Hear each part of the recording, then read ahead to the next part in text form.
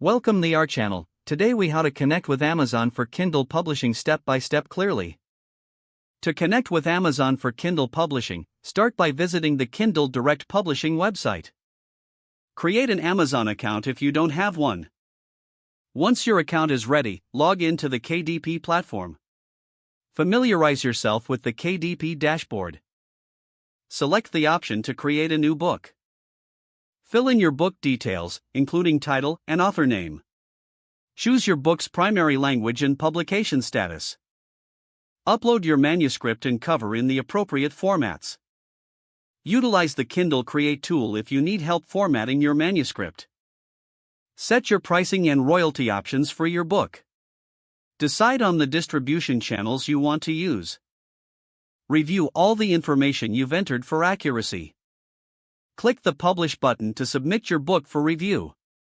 Wait for Amazon to review your submission, which typically takes up to 72 hours. Monitor your KDP dashboard for updates and your book's status. Once approved, your book will be available for sale on Amazon. Promote your book to reach your target audience effectively. If the page does not load, refresh the browser or try again in a private or incognito window. Make sure you are using the correct email address, then retype it carefully to avoid small typos. If your password is not accepted, use the reset option and create a new strong password you can remember. Check your spam folder for verification or security emails, then complete any requested confirmation steps. Enable two-factor authentication if available to improve account security and reduce unauthorized access risk. After signing in, review your profile details so your contact information and settings are accurate and current. If you see an error message, note it down and try again after restarting your device and internet connection.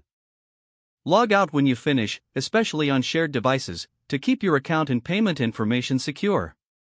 If the page does not load, refresh the browser or try again in a private or incognito window. Make sure you are using the correct email address, then retype it carefully to avoid small typos. If your password is not accepted, use the reset option and create a new strong password you can remember.